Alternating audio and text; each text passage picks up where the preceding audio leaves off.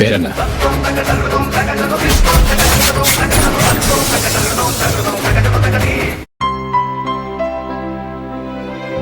இனிமே கண்ணை மூடிட்டு கடலை எண்ணெய் வாங்கலாம். ஏன்னா மந்த்ரா கடலை எண்ணெய் இதயத்தின் தயாரிப்பு. வறுக்க பொரிக்க ஏன் எல்லா சமையலுக்கும் மந்த்ரா தான். மந்த்ரா கடலை எண்ணெய், அபார ருசி, ஆரோக்கியமான உடல் நலம். தென்னிந்திய சினிமாவில் முன்னணி நடிகையாக வலம் வருபவர் நடிகை த்ரிஷா. 42 வயதாகிறது. த்ரிஷா இதுவரை திருமணம் செய்து கொள்ளாதது ரசிகர்களிடையே அடிக்கடி பேசுபொருளாகி வருகிறது. 2015ஆம் ஆண்டு த்ரிஷாவுக்கு வருண் மணியன் என்ற தொழிலதிபருடன் திருமணம் நிச்சயிக்கப்பட்டது. திருமணத்துக்கு பின் த்ரிஷா நடிக்கக்கூடாது என வருண் மணியன் தரப்பில் கட்டாயப்படுத்தியதால் அந்த திருமணத்தை த்ரிஷா நிறுத்தினார். இதனிடையே நடிகரும் தாவிக தலைவருமான விஜயின் மனைவி சங்கீதா விவாகரத்து கேட்டு செங்கல்பட்டு கோர்ட்டில் மனு தாக்கல் செய்தார். மனுவில் விஜய் கடந்த 4 ஆண்டுகளாக பிரபல நடிகை ஒருவருடன் உறவில் இருப்பதாக தெரிவித்திருந்தார்.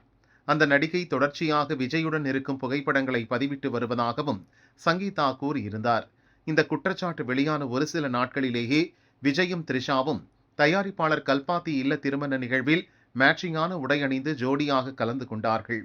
இது பெரும் பரபரப்பாக பேசப்பட்டது. அண்மையில் த்ரிஷா ஒரு பதிவை போட்டார்.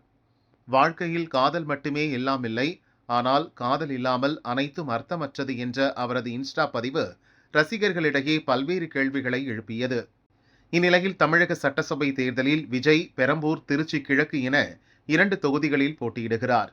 இரண்டிலும் வெற்றி பெற்றால் ஒரு தொகுதியை த்ரிஷாவுக்கு விட்டுக் கொடுத்து எம்எல்ஏ ஆக பிளான் பண்ணி வருவதாக நக்கீரன் கோபால் கூறியிருந்தார்.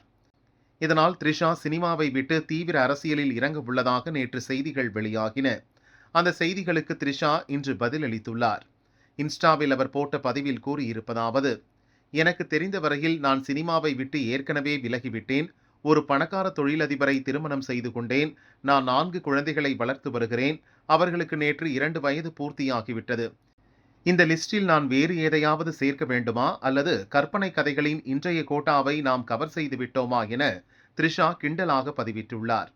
தன்னை பற்றி வெளியாகும் செய்திகள் அனைத்தும் கற்பனைகள்தான் என்பதை த்ரிஷா இந்த பதிவின் மூலம் தெளிவுபடுத்தியிருக்கிறார்.